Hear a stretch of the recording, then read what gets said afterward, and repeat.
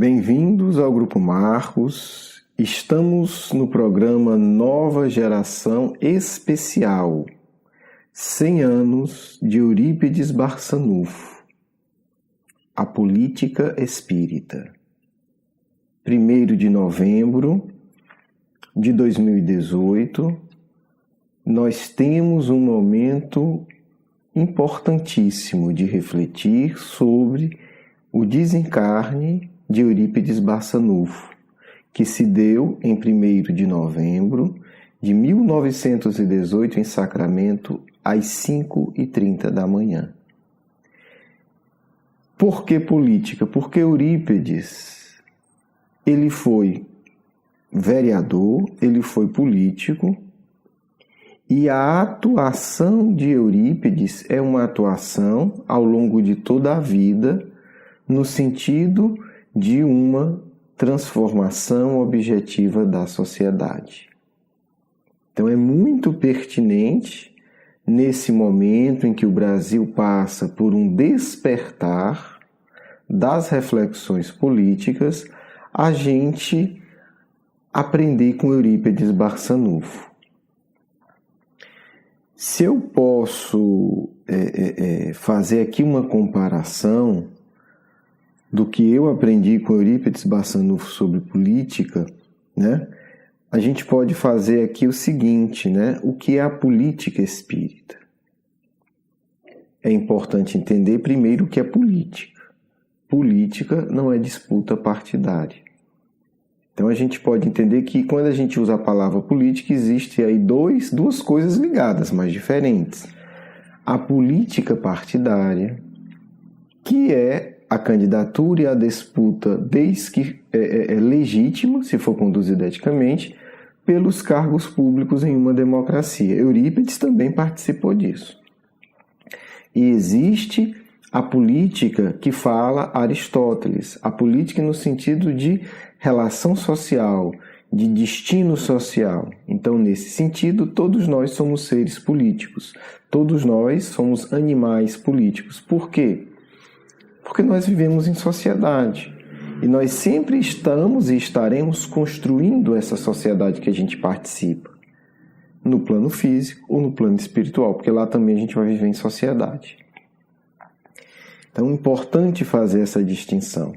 A gente pode dizer que a política espírita, ela está mais relacionada com a transformação do oceano em sua extensão e profundidade do que a disputa de quem vai comandar o barco.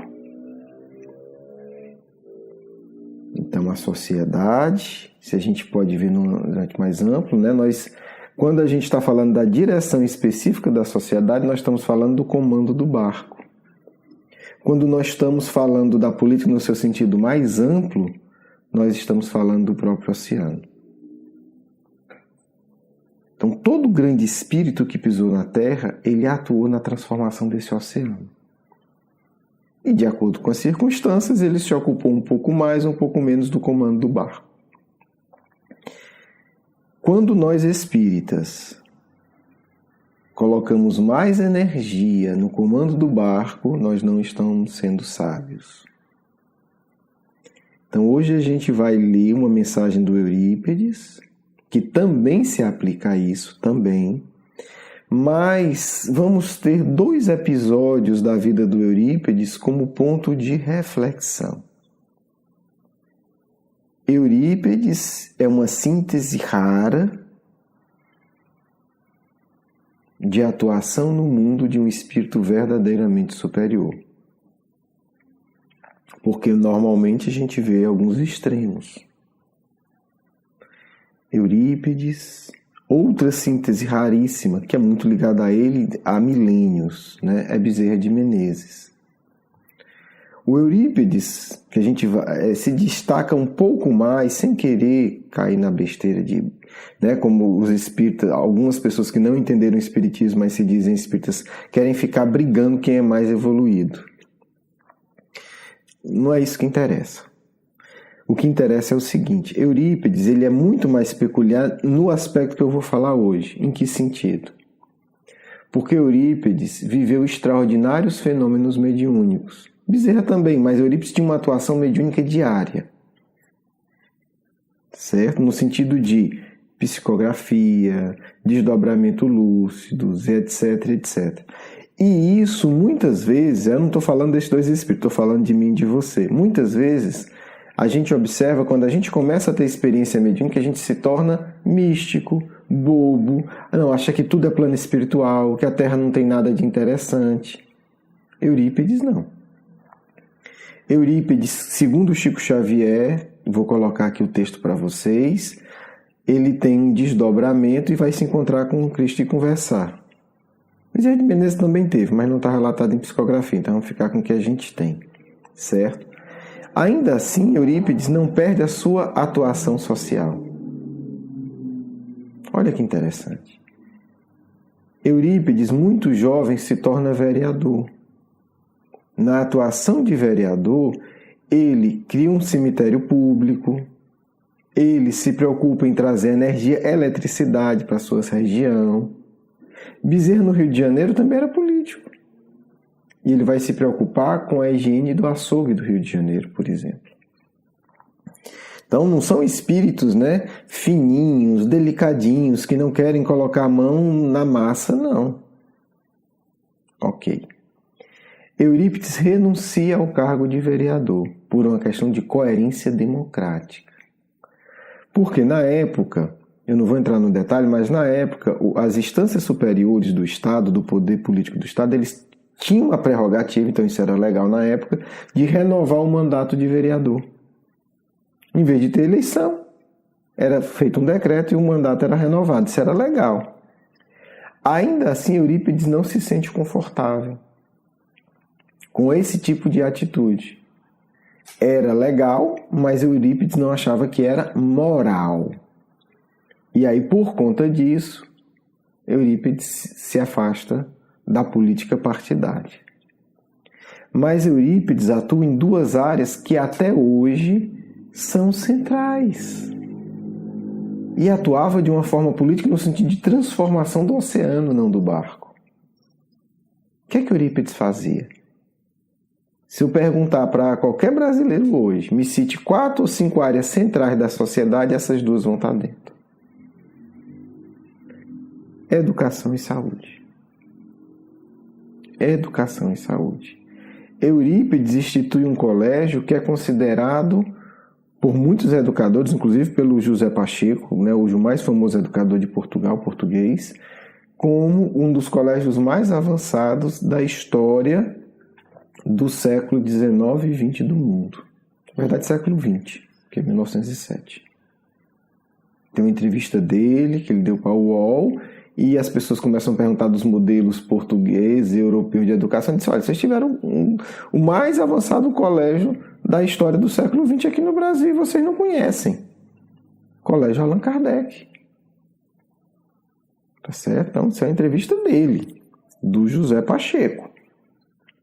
Educador renomado e reconhecido no Brasil, em Portugal e no mundo todo. Né? Porque criou uma das mais avançadas escolas de Portugal hoje. Então não é um teórico e tal, é um cara que se destacou por qualidade. Então Eurípides institui um colégio mais avançado do Brasil e abre para todos. Pobres, ricos, pretos, brancos, mulheres, junto a homens e mulheres, porque na época os colégios se separavam, era colégio de meninos e de meninas.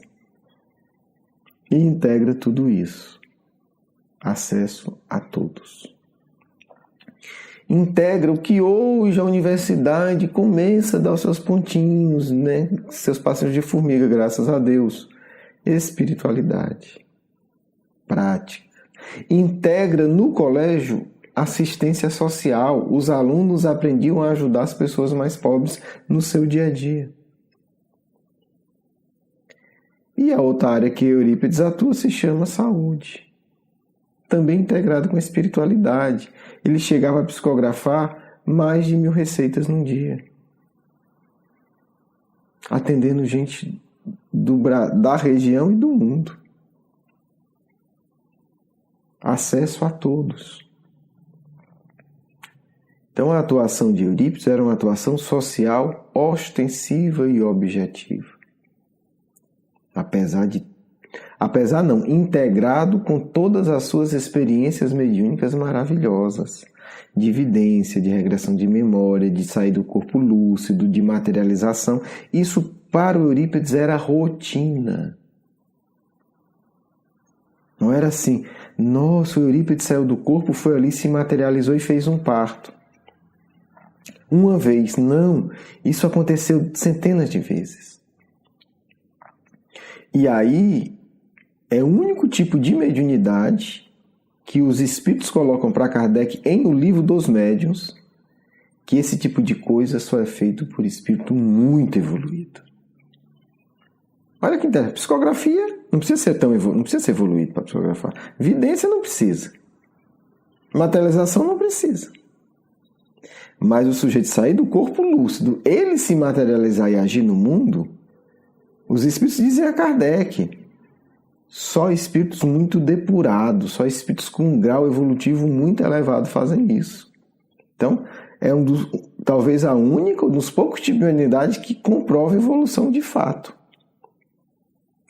Muito interessante, mas vamos em frente. Então, eu vou agora fazer um corte, tá certo? Quem quiser conhecer a vida do Eurípides, por favor, tenha livros na internet, a gente disponibiliza o nosso gratuitamente, né? Meu amigo Eurípides Bassanufo, tem vários outros livros, tem O Homem e a Missão, que é um livro que tem maior riqueza de detalhes sobre Eurípides Bassanufo. Eu acho que é um bom começo, tá certo? Acho que é um bom começo para quem não conhece. Bem, vamos em frente. Então, tem 2 episódios que eu quero destacar da vida de Eurípides ligado à movimentação política, que eu acho que é uma lição que a gente precisa ter para depois a gente ler a mensagem, né, de Eurípides por meio do Chico Xavier. Em 2 momentos que a gente vai destacar aqui da vida de Eurípides, teve como Eurípides lidava com a população, com as massas. Eurípides começa a ser desafiado pelo padre da região para um debate público. Porque o padre diz que vai provar que o espiritismo é uma farsa. É preciso entender que a atuação do Eurípides, que não era político-partidária, teve um impacto imenso na sociedade. E as pessoas começaram a buscar o espiritismo, a ver que a comunicação era verdadeira, que se podia comunicar com os espíritos. E a Igreja Católica, na época, que era toda poderosa, se incomodou profundamente. Várias ações foram realizadas para descredenciar Eurípides. Uma delas, dentre muitas, foi o padre que começou a pregar ostensivamente contra o espiritismo e contra Eurípides. Quando era necessário, Eurípides saía do corpo e ia assistir o sermão desdobrado. E quando falava mal dele, ele simplesmente ignorava. Mas começou a se falar que o espiritismo era obra do demônio e desqualificar.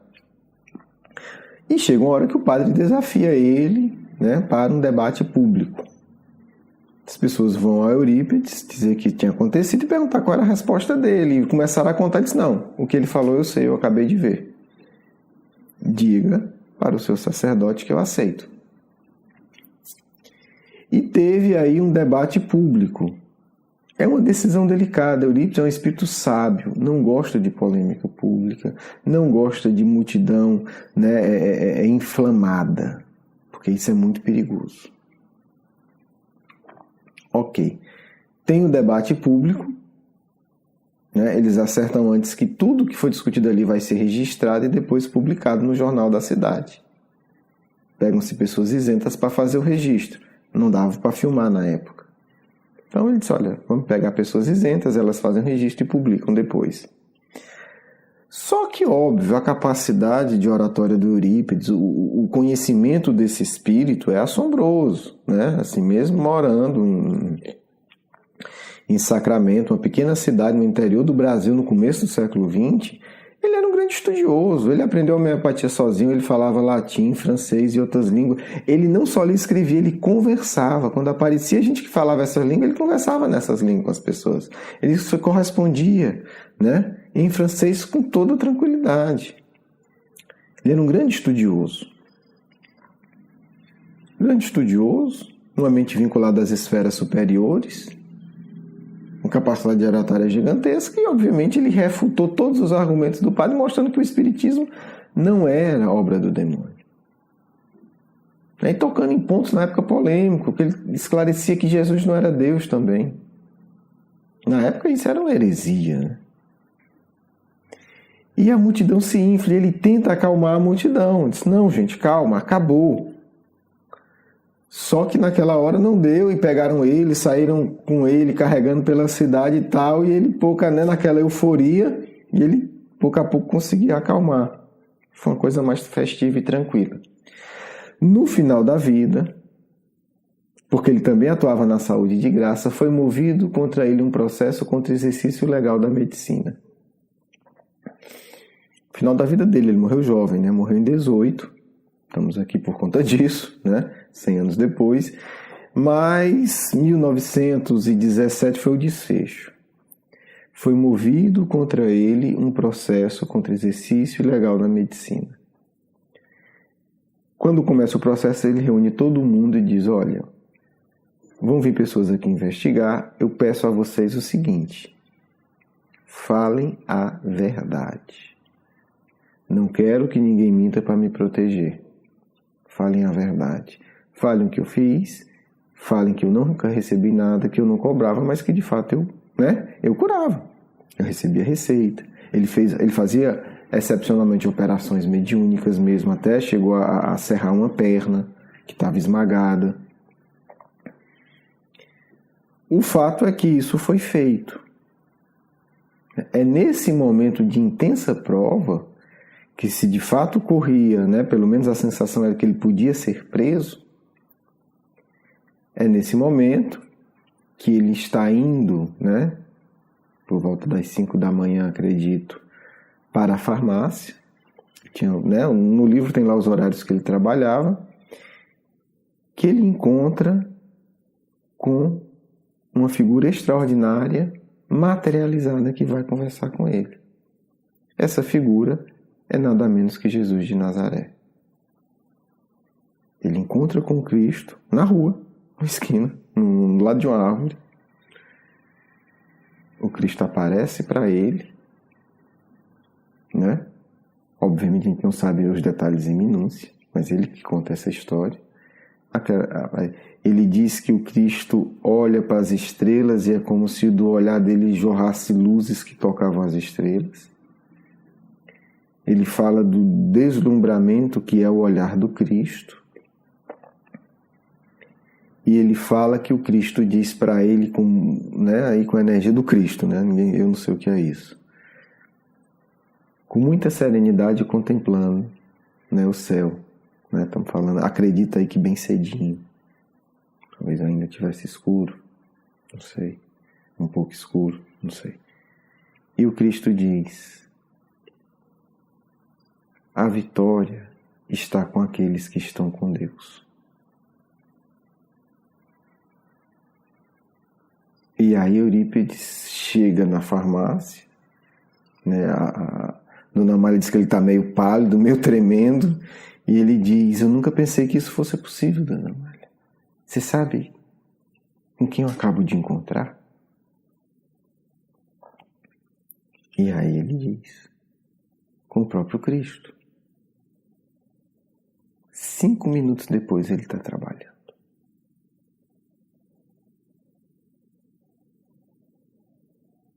Um pouco antes disso,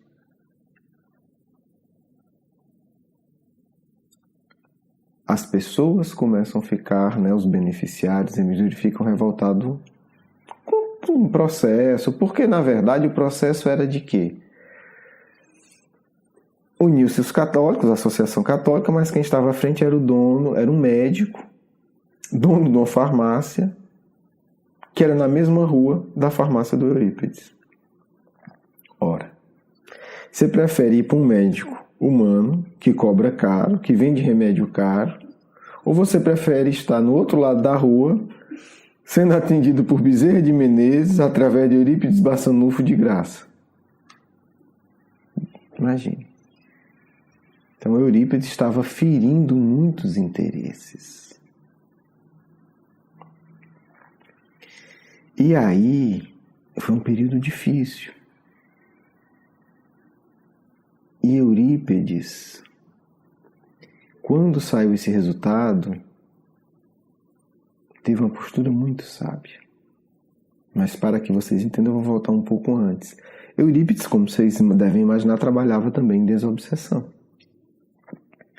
E tem um espírito que ele dialogava muito com ele. Um espírito das trevas, muito sábio. Eurípides demorou muitos meses. E eram conversas de 1 hora, de 1h30. Eurípides sempre conversando com ele. Ele veio inicialmente questionar o trabalho do Eurípides, como líder das trevas, e começaram a desenvolver todo um diálogo de reflexão sobre a vida, sobre Deus, sobre a espiritualidade. E aos poucos Eurípides foi conseguindo, com a sua luz, com a sua firmeza, com a sua honestidade intelectual, alterar, sugerir esse espírito um outro caminho. Então, foram muitos meses, talvez 1 ano, 1 ano e meio, de diálogos muito profundos. Nós estamos falando de um espírito muito, muito inteligente, apesar de das trevas. Depois desses diálogos, o espírito diz que vai parar as atividades e para refletir realmente o que ele quer fazer. Neste momento de querer empreender Eurípides, esse espírito volta e diz para Eurípides: eu vou matá-los todos, porque eu sei fazer revolução. Eu sei criar um clima de acirramento, de ânimos necessário para que nesse clima eu mate quem eu quiser. Todos aqueles que estão lhe perseguindo serão mortos de forma muito violenta. Eu sei fazer isso, Eurípides, eu vou fazer. E aí Eurípides, conversando com ele, com muita lucidez, convence-o a não fazer nada. Temos aí 2 lições. Uma, como os espíritos das trevas podem facilmente nos manipular em um ambiente de acirramento, de raiva. Como nós nos tornamos vítimas das trevas quando a gente se liga energeticamente a um clima de excessiva polêmica. Seja com que pretexto for, mesmo defender Eurípides Barçanufo.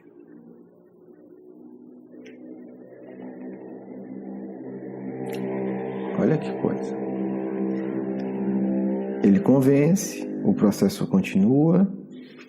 Todos os juízes que pegam o processo dizem que se declaram impedidos de julgar o processo. Porque todos eles foram beneficiados direto ou indiretamente de Eurípides Barçanufo. E um juiz, quando tem uma ligação direta com a pessoa da causa, o certo, até hoje na lei brasileira é isso, ele se autodeclara impedido. Como dissesse, não, eu não posso julgar, é meu filho, eu não vou conseguir ter um raciocínio lúcido. Ou é o meu inimigo. Então, ou eu participei disso de alguma forma, eu estava lá no dia do crime, ou eu ouvi falar, então eu estou tão envolvido que o certo é eu me declarar impedido. Ele não está dizendo que o sujeito é culpado ou inocente, ele está dizendo eu não tenho condição de julgar. E assim foi, de juiz a juiz, até que o processo foi arquivado, porque ninguém se via com condição de julgar. Quando saiu o resultado, a multidão se juntou. Eurípides era muito... Até hoje o Eurípides é muito querido, sacamente. Até hoje. E aí se juntou aquele clima. Hora da desforra. Provamos que estamos certos, agora vamos chamar quem acusou para prestar conta. Eurípides ficou muito preocupado. Ao ponto dele reunir todo mundo, agradecer, e muito emocionado e muito tocado, dizer, aqui minhas palavras: se eu posso fazer um único pedido para vocês, eu suplico que retornemos às nossas atividades normais. Se eu posso pedir qualquer coisa, voltemos ao nosso dia a dia. Voltemos à ordem. Voltemos a cada um cumprir a sua tarefa. Essa é a política espírita, gente. Essa é a política espírita que Eurípides ensina. É a política do Cristo. É cumprir o nosso dever cotidianamente. Não é pegar um pedaço de pau e passar e tacando nos outros. Independente do motivo. Não é ficar humilhando o outro porque você ganhou a causa.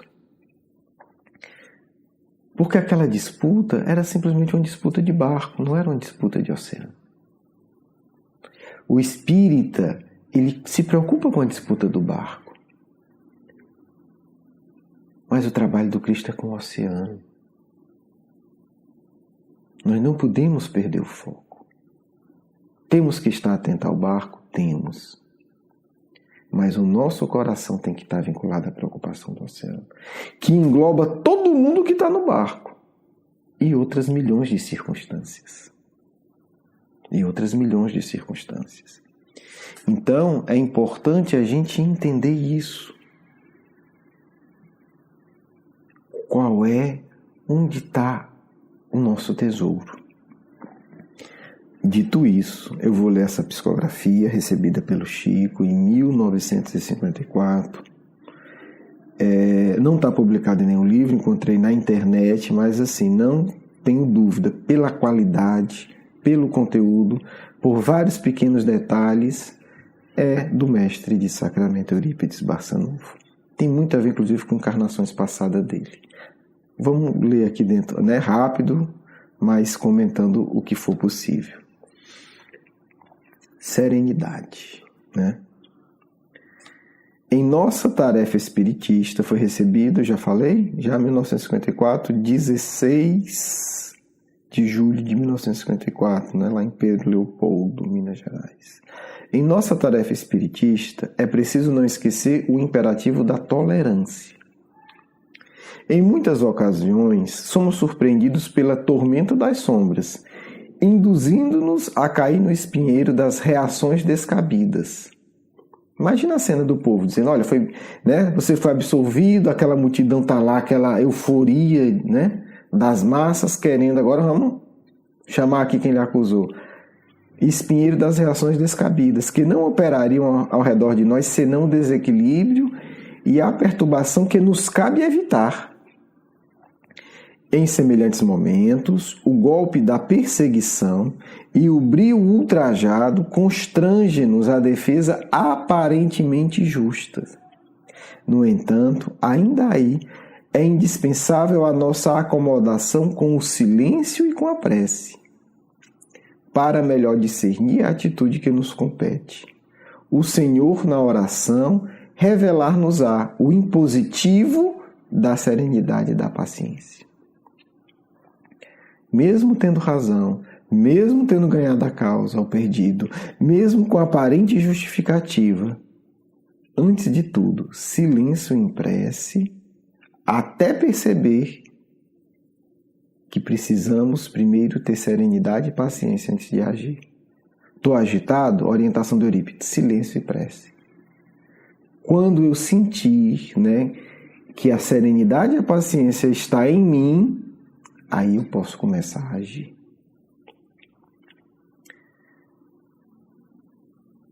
Continuando.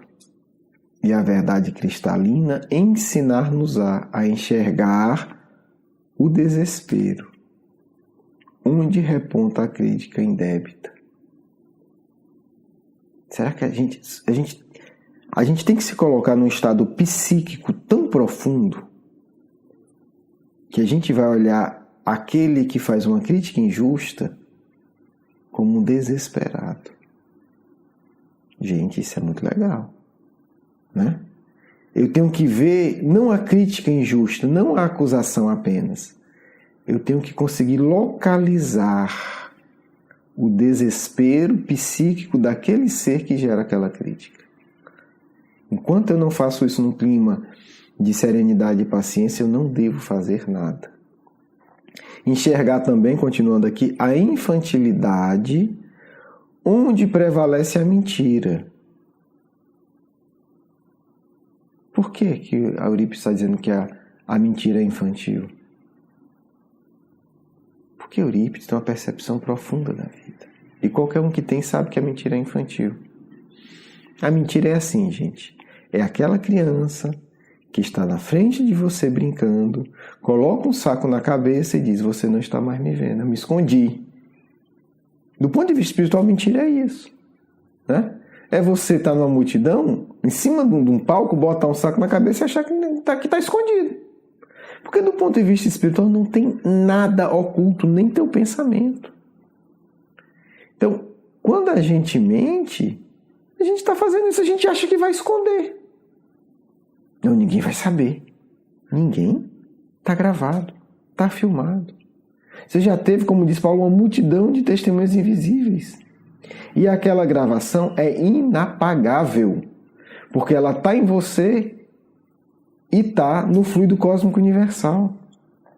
Existem aparelhos, alguns dizem, é uma longa história, outro dia eu falo disso, dizem que já tem na Terra esse tipo de aparelho.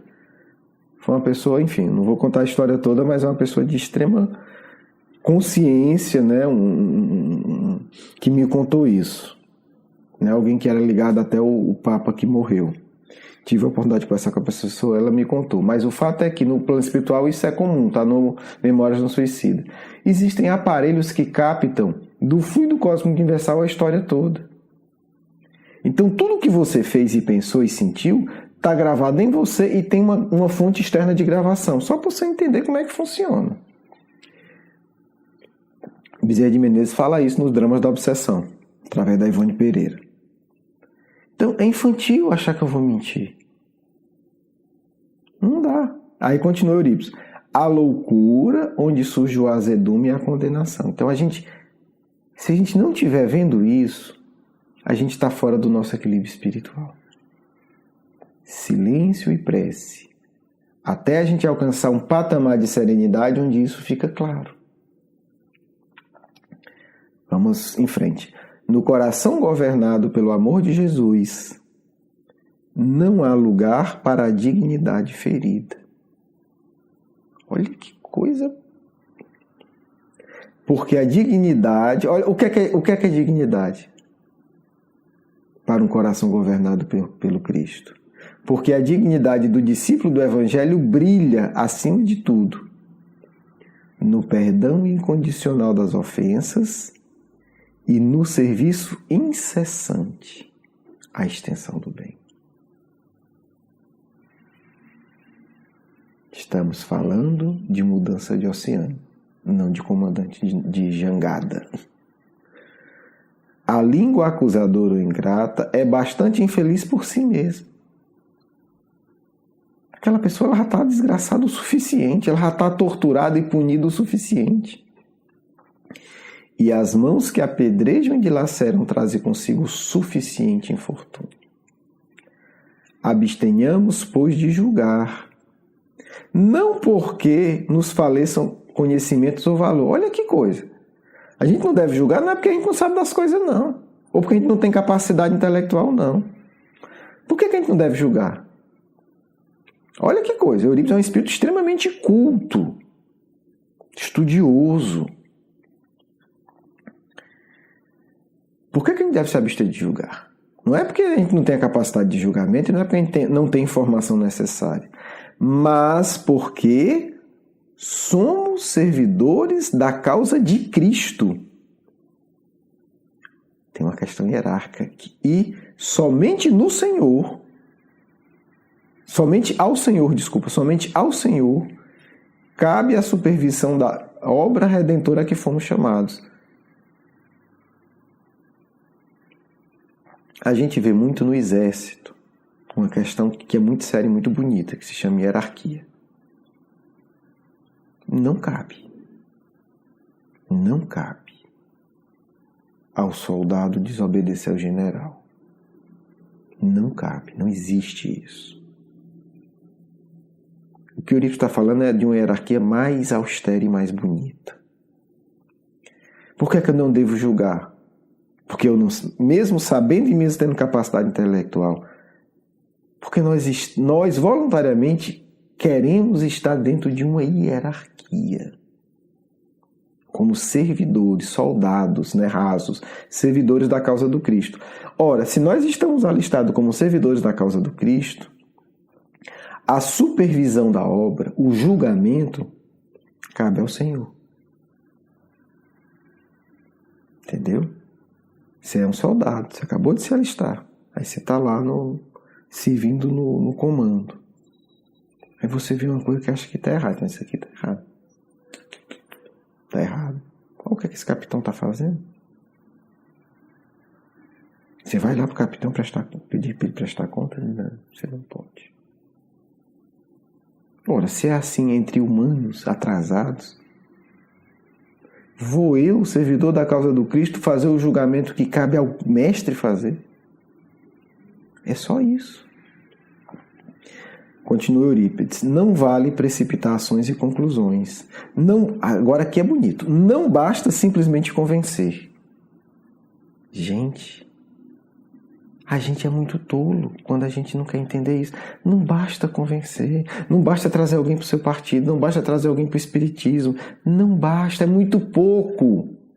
Até porque o convencido de hoje, por você, pode ser o convencido do oposto amanhã. A gente vê isso todo dia. Não basta convencer, é muito pouco para a nossa causa. Continua Eurípides. A tolerância construtiva do bem não repousa, ser-nos-á infalível guardião no espaço e no tempo, favorecendo nos outros, tanto quanto a nós mesmos, a visão clara da vida. Convencer não vale nada do ponto de vista espiritual, ou quase nada. É a ação no bem continuada, a tolerância construtiva. Continuando, exercê-la, a tolerância construtiva é preservar o sublime trabalho que nos foi confiado, aproveitando a dor e o obstáculo como recursos preciosos de nossa união fraternal. Quer dizer, a dor e o obstáculo são recursos para construir a nossa união, junto ao tesouro da experiência evangélica. Saibamos assim desculpar as trevas em más arremetidas inúteis. É tudo inútil, gente. Todos os ataques do mal eles são inúteis, do ponto de vista do plano divino, valorizando a luz que o Divino Mestre nos concedeu para o caminho de ascensão. Recordemos que a Ele próprio não se reservou na terra senão a cruz do supremo sacrifício, da qual endereçou ao mundo inteiro a bênção do silêncio e da humanidade, do perdão e da renúncia por mensagem maior. Atentos desse modo aos nossos compromissos com a verdadeira fraternidade, estejamos vigilantes entre a riqueza do trabalho e a graça da oração em nossos santuários de serviço, na convicção de que o campo de nossas atividades pertencem a quem? Ao Mestre e Senhor. Há uma hierarquia a ser obedecida pelos nossos corações.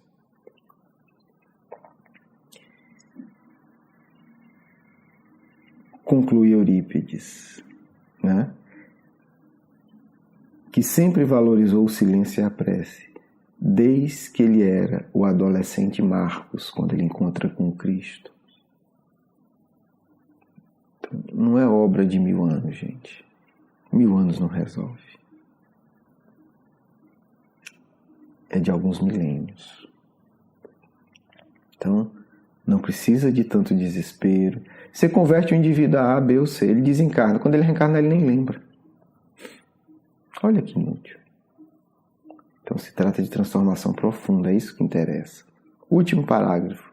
E na certeza de que, agindo sobre as normas do amor, que ele acabou de falar e eu comentei mais ainda, de que somos depositários tê-lo-emos em toda parte por advogado infalível. Advogado infalível com letra maiúscula. A pronunciar-se por nós no momento oportuno. Não precisamos nos defender. É o que Eurípides está dizendo. Não precisamos convencer ninguém, converter ninguém. É errado, se isso for feito à força. Precisamos lidar com dor e obstáculo, construindo uma relação fraternal para este milênio. O nosso objetivo na Terra, para quem está de coração vinculado ao Cristo, é um trabalho de 1000 anos, como está no Apocalipse. Nós temos 1000 anos de trabalho pela frente. Não vale a pena brigar por tolice. Não podemos desperdiçar a riqueza do trabalho. Então fica aí o conselho de Eurípides para mim e acredito que para todos nós. Enquanto nós não conseguirmos ver a dor do outro, o desespero e o sofrimento que leva o outro a caluniar e a nos agredir, nós precisamos de silêncio e prece, até que a serenidade e a paciência se instalem em nós, para que a gente saiba esperar a manifestação do advogado infalível, do Senhor da vinha. Bem, gente, programa mais longo, naturalmente, um programa especial, né? Que reflitamos sobre 100 anos de desencarne de Eurípides. Eurípides estava na cama deitado, já tinha anunciado bem antes que iria desencarnar. A mãe dele, que também está adoentada da gripe espanhola, né? Levanta. Chega alguns discípulos, as pessoas próximas, eles dão as mãos ao redor e estão em prece. Eurípides aparentemente desencarna, seu corpo fica imóvel. Passa-se um tempo, ele volta e diz graças a Deus. E cada um interpreta como quiser. E ele olha para todos e diz: a farmácia pode fechar. O colégio não. Eurípides está conosco para 1000 anos de trabalho. Não tenham dúvida disso. Então, nós que desejamos nos vincular a ele, temos 1000 anos pela frente com esse mestre maravilhoso. É preciso sentir a vibração dele, é preciso refletir com muita tranquilidade, com muita profundidade o que ele já nos disse, o que ele já nos exemplificou e criar uma sintonia real. Não são 5 anos, não são 10. Temos aí 1000 anos de trabalho a esse espírito líder da nova geração, para que consigamos, sob o amparo e a lucidez dele, darmos a nossa cota de colaboração na regeneração do mundo. Um grande abraço, um grande beijo no coração. A gente vai agora para a nossa mensagem final. Felizes reflexões de 100 anos de desencarne de Eurípides Barçanufo. Filhos e filhas que estão no mundo, discípulos amados, o Colégio Allan Kardec vive em vossos corações. Devereis no mundo criar e instituir educandários ao vosso redor, alimentado por vossos corações. Utilizamos, na época do colégio, todos os recursos necessários que estavam disponíveis para ofertar a melhor educação possível a todos. Precisais fazer o mesmo.